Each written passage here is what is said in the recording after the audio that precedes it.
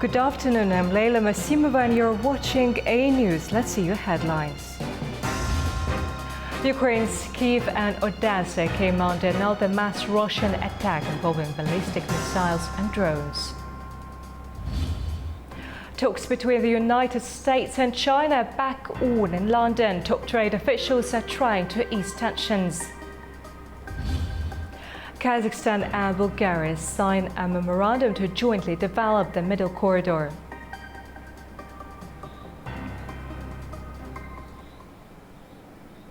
At least 8 people have been killed in a school shooting in the Austrian city of Graz. According to local media, the attacker opened fire on students and teachers, leaving several seriously injured. The shooting took place at a secondary school. Police have launched an emergency operation and evacuating the building, while the identity of the shooter remains unclear. Reports suggest the suspect may have been found dead in a bathroom, though this has yet to be officially confirmed. To Ukraine now, where a barrage of Russian missiles and drones has struck key cities. At least 2 people have been killed, more than a dozen injured, and a maternity hospital damaged. In the early hours of Tuesday, Kyiv and Odesa were shaken by another wave of Russian missile and drone attacks. According to President Volodymyr Zelensky, the attack was one of the largest on Kyiv. Air raid sirens wailed across the capital as explosions rang out, with air defenses scrambling to intercept incoming drones and missiles. In Kyiv, 4 people were injured as 315 drones were launched.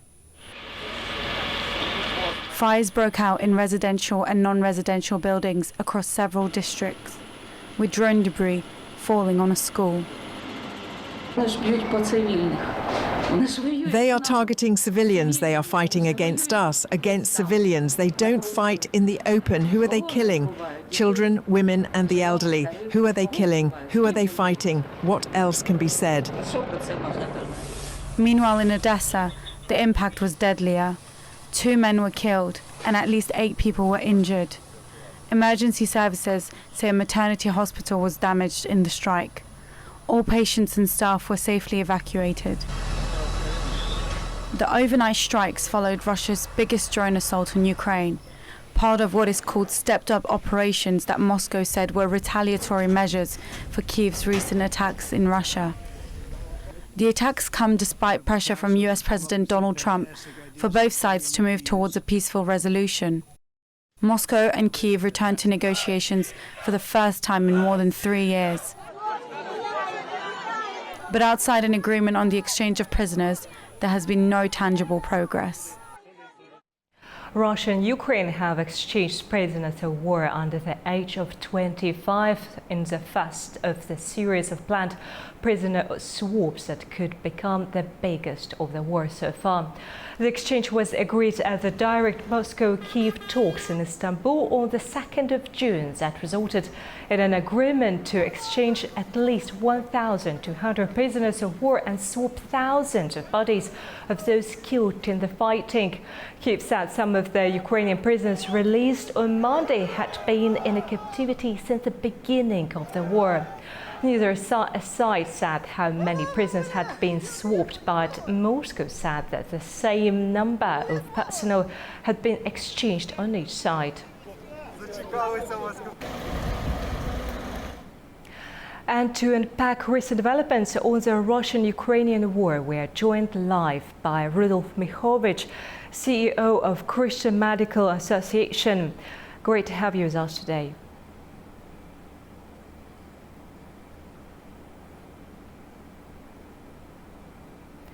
So, recently, Russia and Ukraine exchanged another wave of prisoners of war.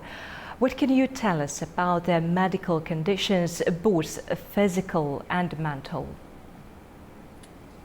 Thank you so much for talking about this conversation and having in the focus, because many times people are forgetting that what happened with prisoners. I'm in communication with Minister of Internal Affairs, with hospital that receives those past prisoners, soldiers, and they're telling about their condition as very, very hard. All of them, 95% of them, are required in additional operations, surgical, seriously treatment, all of their health condition in very bad situation. And we already saw, I hope you saw photos of those prisoners. And yesterday or the day before, there was a big photo in many media how Russia tortured people and wrote on the skin "Glory to Russia." So I don't know how to bring attention to the world and tell that Ukrainian soldiers in Russia captivity being tortured. It's a message that should be heard by everyone, especially in United Nations and European Union. And can you compare the medical treatment provided to injured prisoners of war on both sides? So, Ukrainian side is open their prisons to all international organizations, Red Cross, United Nations, and I personally believe in values. And when you are open, you are nothing to hide. We can talk a lot about Ukrainian propaganda and tell, oh, they're torturing Russian soldiers. But we are open. You can go to our prisons and you can talk to Russians anytime. Opposite to in Russia, we cannot have access to Russians' prisons. We even don't have a final list of Ukrainian soldiers that are in Russian captivity. Families, they don't have information for years if the person alive or in captivity. So they are dramatically different. And what is the current humanitarian situation on Ukraine's most heavily impacted front lines? So unfortunately, front is becoming wider and wider. So if in 2022 it was only artillery and mine that were shot in like 3 kilometer wide front line, right now we're about 20-30 kilometers. You all heard about drones that Russia using to destroy logistic supply, also to military, but not only, they are targeting all things that are moving. So all vehicles that in target of 30-kilometer line, they can be targeted by Russian drones, and it's very dangerous and it create much more complications to support civilians. Personally, we do mobile clinics in those areas, and unfortunately, some of those missions we have to cancel because it's become more and more dangerous. So right now they have some of the food and others savings, but I hardly believe that it's going to be ended very soon, because without transportation, without logistic supply, not only soldiers, also civilians, they cannot live long. And when we're talking about 30 kilometers, it's very big. You can see in Kherson, they are targeting civilians all the time. They're basically hunting for civilians. Unfortunately, we have many stories when just grandparents doing their garden and Russia hit a mine or a drone. And you can see it by their videos in their Telegram channels that they are hunting civilians. Thank you for your time and answers, Mr. Mikhailovich. Thank you.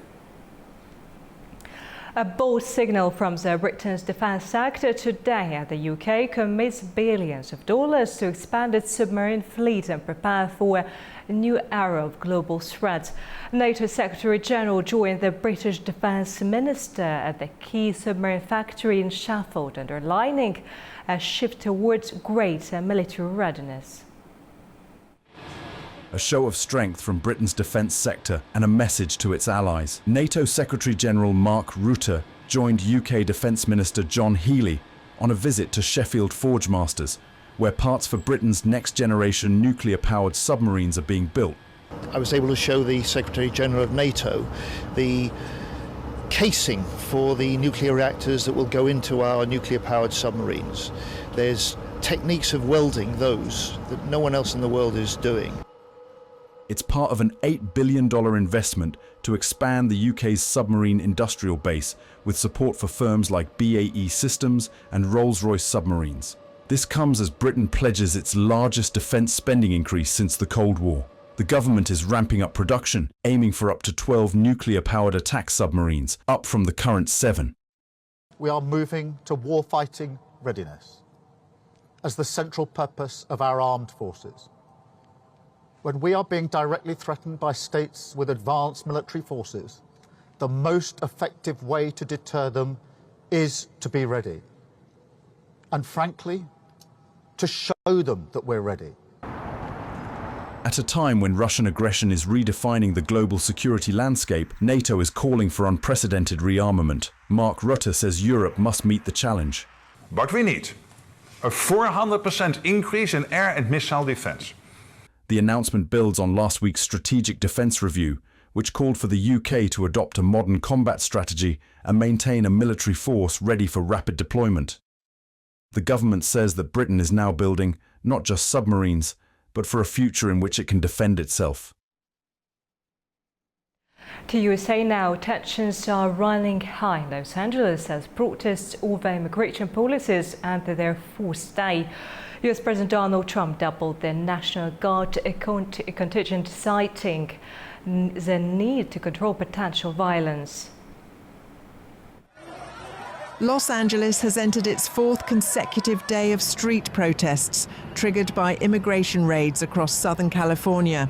Tensions escalated further after US President Donald Trump ordered the deployment of military personnel to the city. Roughly 700 Marines are being temporarily sent to Los Angeles to assist until the arrival of an expanded National Guard force. The Pentagon confirmed the deployment on Monday, stating the troops will help protect federal buildings and personnel. Meanwhile, Trump doubled the National Guard contingent from 2,000 to 4,000, citing the need to control potential violence. I mean, that was a lot of harm that was going on last night. I watched it very closely, and it was amazing that the job that the National Guard did. And by the way, the police were working very hard also. But, you know, the police are given instructions to be politically correct. I said, no, you don't have to be politically correct. You have to do the job. The move sparked backlash. California's Governor Gavin Newsom opposed the decision and revealed the state had filed a lawsuit against the Trump administration. Protesters have gathered daily outside a federal detention center in downtown LA, chanting "Free them all" in reference to detained immigrants. We're going to get our message more clear because I feel like people are starting to get the message kind of mixed up that we're here for violence, we're here to cause mayhem, but we're really here to get the message clear that we aren't really okay with the fact that people are just going into homes, basically kidnapping people. On Monday evening, the LAPD and National Guard formed barriers around the facility and moved in to disperse the crowd. Police reported the use of less lethal munitions like gas canisters after some protesters allegedly threw bottles and concrete. 5 officers suffered minor injuries and several Waymo self-driving cars were set ablaze the night before. Previously, Andy Miocic discussed the recent developments and complexities of LA protest with John Kavulik, senior editor at the Issue Insight. Our guest explained the issues surrounding ICE agents, how the general population perceives them, and what the protests are demanding. You know, one of the challenges for the Department of Homeland Security and for the ICE agents is generally they don't wear any identification. Sometimes they don't even wear patches saying they're ICE. And so what we're seeing on television are these focuses where these SUVs will drive up, out will get these heavily armed people wearing masks, not providing IDs, refusing to say who they are, just we're federal agents, and then hauling people away.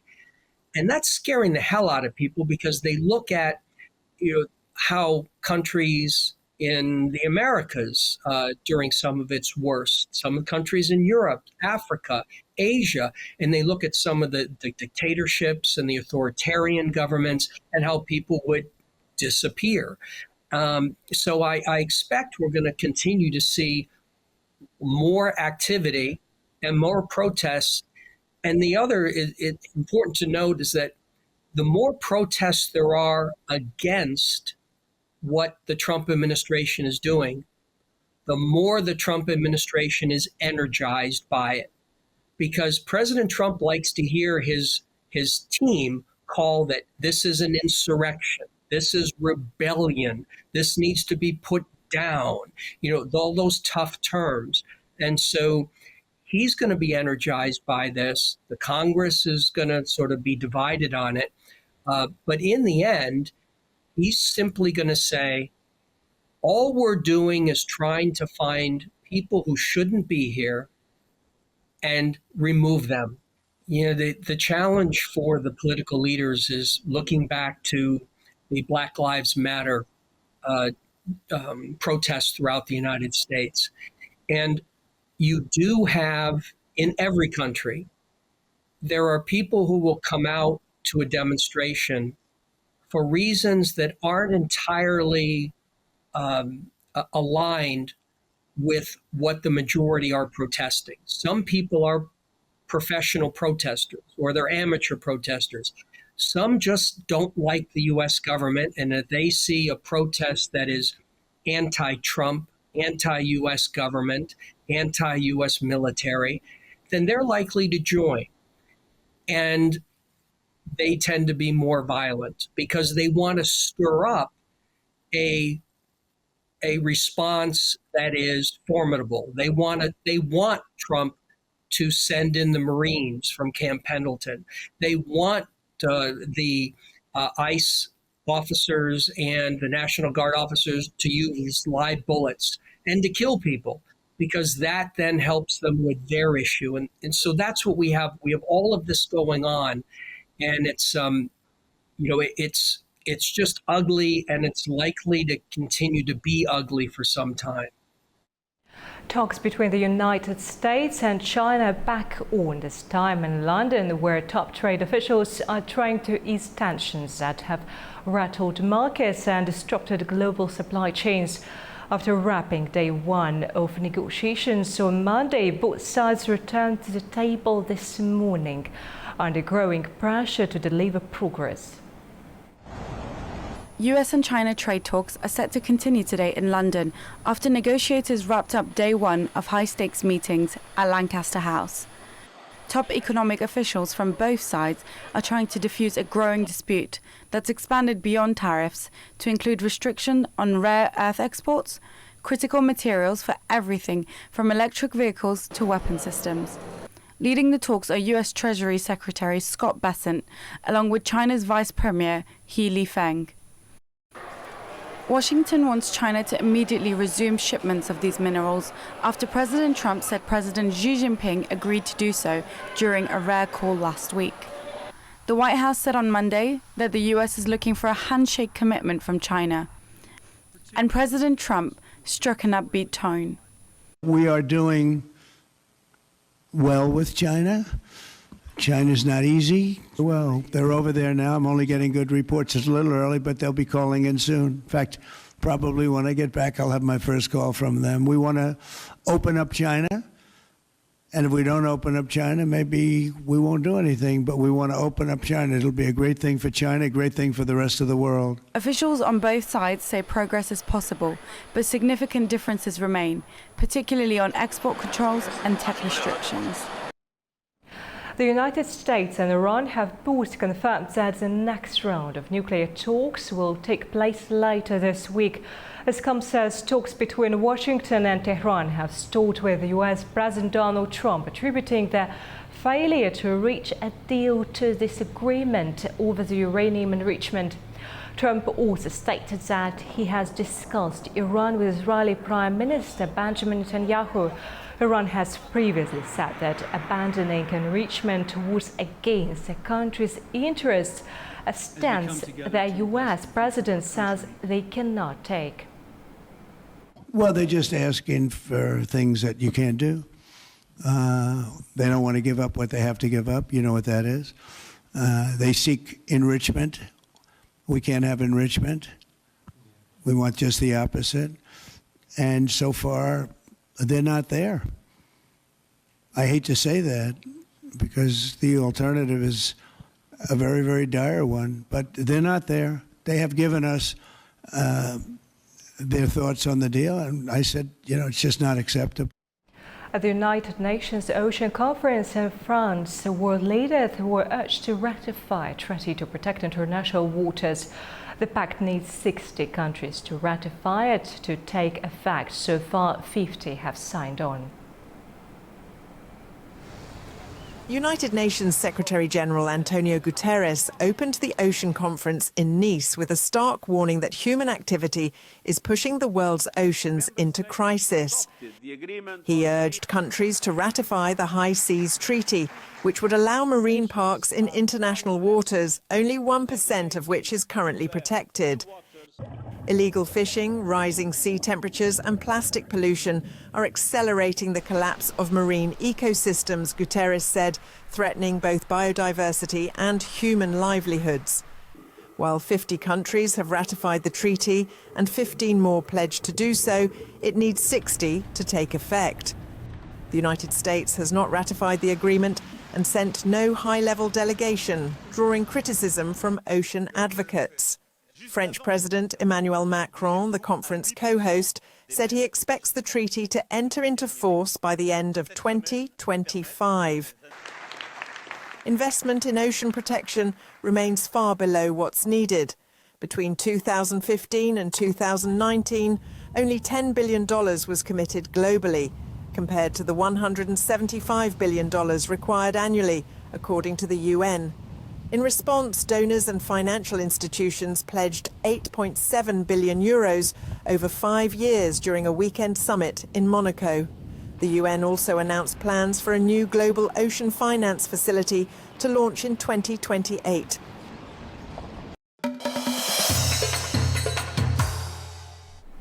The final part of our special Vox Pop series from Yerevan and Baku will explore how ordinary citizens see foreign involvement in the region's conflicts and peace-building efforts. Are global powers truly invested in lasting peace, or are their interests more strategic than sincere? Here is what the interviewees on both sides had to say.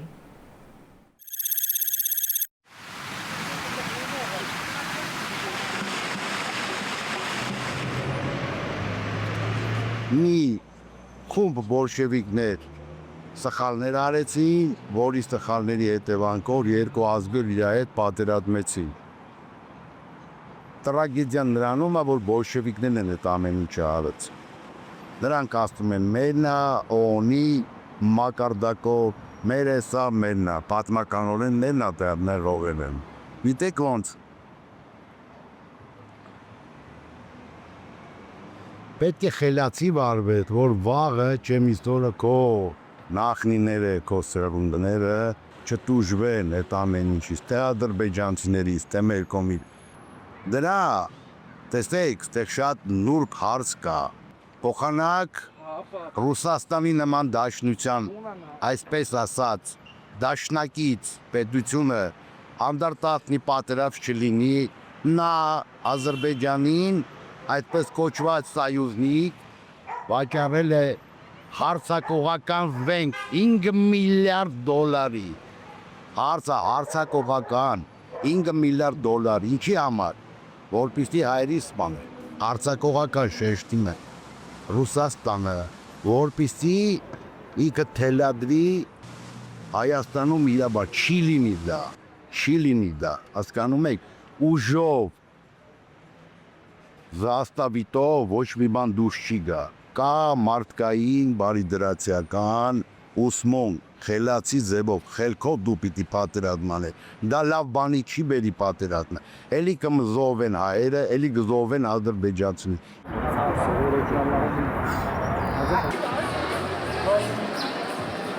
Fransanın işe karışması, Rusya'nın, yaxud Amerikanın işe karışması ben deyərdim bizim xeyrimizə deyil. Fransa heç vaxt Azərbaycanın xeyrinə işləməyib. Heç vaxt. Heç o sülh danışığına da heç deyərdim sana maraqlı deyil. Hər kəsin öz mənafeyi var. O öz mənafeyin güdürlər hər bir. İkinci də qalsa, Ermənistan özünə qalsa, Ermənistanı qoymurlar heç baş dövlət. Ermənistan özü ilə Azərbaycanla barışar da təkbətək. Təkbətək Azərbaycanla dil tapıb danışa bilər. Bu ölkəni qıcıqlandıranlar çoxdur. Bax, bu da gətirib belə bir mənfi təsir göstərib, gətirib belə yerə çıxardır.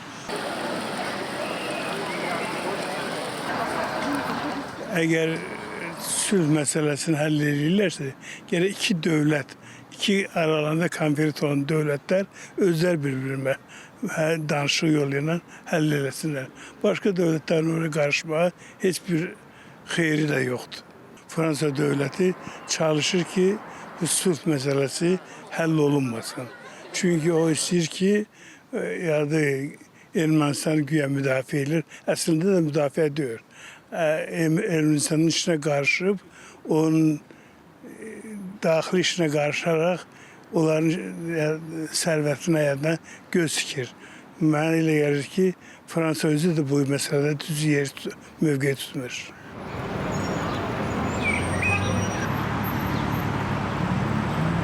Ես մտածում եմ սենց, որ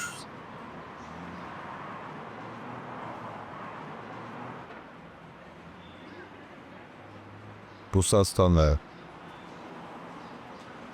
մնացած պետությունները բոլորը քաղում են իրենց կարերը։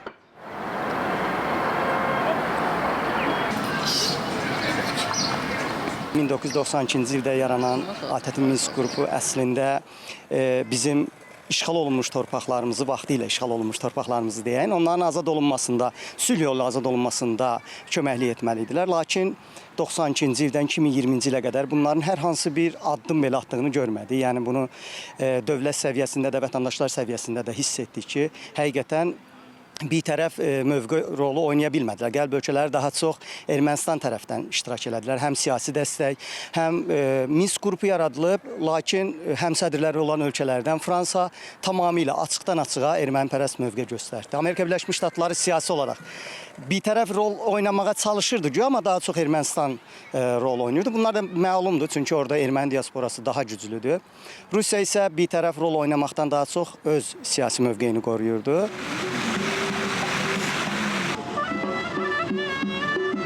Իսկ այս հավը Փաշինյանը ինքը իրան շահերն է պաշտպանում, ոչ թե Հայաստանի։ Ու թողեցել նրանց հետ ռադ լինի, բայց ոչ գնա ինչ-որ դեսուդեն, ու ոչ մի երկրի ղեկավարի գործը չի, մենք իրանց հետ ինչպես կվարվենք։ Նույն Փաշինյանի հետ, նույն ազգային ժողովի նախագահի հետ, նույն նախագահի հետ, դա արդեն մեր երկրի ներքին գործն է։ Որևէ մեկը իրանց քիթը չխոթի մեր գործերի մեջ։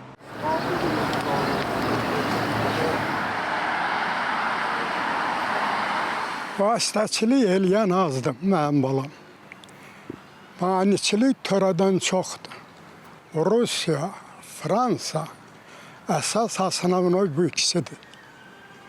Amerika gəh nala vurur, gəh mıxa vurur. O istəyir ki, bizimlə mehriban olsun. Buna görə də əsas məsələ Rusdur. Fikir verirsiniz, biri gedir, biri gəlir, biri gedir, biri gəlir. Körü kök alır kənarda. Sülh başlayacaq, o kimə lazım olacaq? Ona görə də birinci növbədə odur badalaq vuran bizə.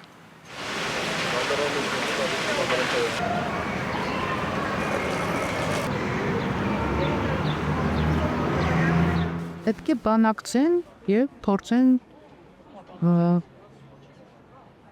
գալ ինչ-որ համաձայնություն։ Եթե լինի խաղաղություն, դրանից կշահեն բոլոր կողմերը, բոլոր երկրները։ Պետք է ուղղակի դրսից չխանգարեն, չազդեն եւ երկու երկիրը առանց միջնորդների կարողանան պայմանավորվեն։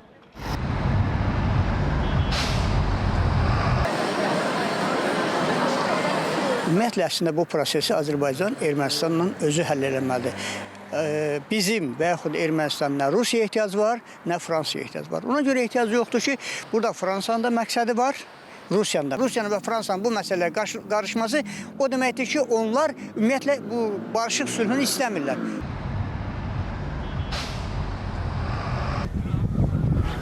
I think now that the conflict is more settled and resolved, I think the only foreign interventions that I would like to see would be like peaceful. And if the foreign countries like U.S, Russia and France, they push something that's more conflict-oriented, I wouldn't support that and I wouldn't want that because there's already enough wars going on around the world and we don't need another conflict. So as long as they want to like sustain the peace in like between the countries, I would support that and I'd very much like to see that.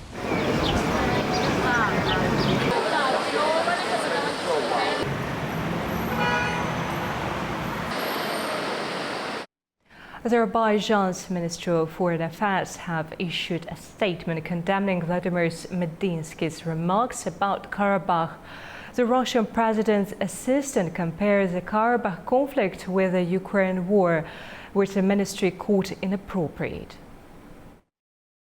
Azerbaijan has strongly condemned recent comments made by Vladimir Medinsky, assistant to the president of Russia, who referred to Karabakh as a disputed territory during a June 9th interview with Russia Today. Ayhan Hajizadeh, spokesperson for Azerbaijan's Ministry of Foreign Affairs, called the remarks regrettable and surprising, emphasizing that Karabakh is the internationally recognized territory of Azerbaijan and has never held a disputed status. He reminded Medinsky that even Russia has officially acknowledged this fact. Hajizadeh criticized the comparison Medinsky drew between the Karabakh conflict and Russia's war in Ukraine, calling it inappropriate, since Azerbaijan fought only on its sovereign land during the 2020 and 2023 military operations. Ukrainian political analyst Taras Kuzio added historical context, saying the conflict in Karabakh was fueled by Soviet and Russian support for Armenian separatism. He noted that Russia has consistently backed proxy conflicts, from Moldova and Georgia to Ukraine, to retain influence over post-Soviet states. Kuzio concluded that both the Karabakh and Ukraine conflicts reflect a broader Russian strategy of undermining newly independent nations, whether under Yeltsin or Putin. Astana is gearing up to host the 14th plenary session of the Parliamentary Assembly of Turkic States. Set for Wednesday and Thursday, the session in Astana will gather delegations from member and observer states, along with international Turkic organizations. The 14th session focuses on the role of parliamentary diplomacy, aiming to boost inter-parliamentary cooperation across the Turkic world. And with more insights on the 14th plenary session of the Turkic states, we're joined live from Almaty by Nurbalat Nishanbayev. Thanks for being with us today. Hello. Professor of the Turan University, what is the importance of these plenary sessions and what might be on the agenda? The upcoming assembly of the Turkic states in Astana, it's a crucial case for all the Turkic states. First of all, it will expand institutional legal harmonization among the Turkic state parliamentaries. It will create a long-term platform to exchange ideas. The most important to have common vision, common values for the issues like security, digitalization, the migration, and etc. Because for the Turkic state organization, having common vision in terms of legislative organs, it's critically important. Therefore, the upcoming Astana session, I think it will bring a more long expected jointly declaration. Also, it will create common Turkic vision on one of the pressing issues which the global politics facing these days. And what should we expect as an outcome of this plenary session? I think in 2025, one of the pressing issues among the Turkic state is to have common vision at the legislative level on the use of artificial intelligence, on the use of informational security, on the use of digital currencies, and etc. So those things should be jointly signed in the form of declaration and the common legislative forms. So therefore, I think one of the long expected results of this plenary session, it will be joint declaration of the Turkic state, which will create a platform for the long term for the parliaments among the Turkic states and the observer states of this organization. The first plenary session was convened in 2009 in Baku. Can you compare how the organization has developed since then? Of course, we still remember in 2009 in Baku at the establishment in Istanbul. So now if we compare back to 2009 in Baku, the agenda of the plenary session has changed, expanded. Because at the beginning, the Turkpa mostly focused on the common identity building, integration projects. Now, time by time, this assembly are able to respond pressing issues, to create common vision, to establish common legislative platforms, etc. So therefore, I think in the last 15 years, this institution has been able to create at the institutional level serious institutions. So I think it will help for the long term as a strategic institution for all member states of the Turkic State Organization. Thanks for your insightful answers. Thank you so much for having me. Azerbaijan and Uzbekistan are set to deepen their economic dialogue during the 4th Tashkent Investment Forum on the 11th of June. A dedicated panel, Azerbaijan-Uzbekistan Vector of Economic Partnership, focuses on strengthening bilateral trade and joint investments. The session will bring together high-level officials and business leaders to discuss collaborative opportunities in energy, transport, agriculture, industry and digital technology. It will also highlight regional projects such as the Middle Corridor and explores new ways for sustainable economic cooperation. Kazakhstan's and Bulgaria's presidents Kassym-Jomart Tokayev and Rumen Radev have signed a memorandum to jointly develop the Trans-Caspian International Transport Route during a meeting in Astana. The route aims to expand its reach into Europe through the Caspian Sea. The move is expected to boost trade between China, Central Asian countries, and South Caucasus and Europe. The two sides also agreed to strengthen cultural, educational, and regional ties.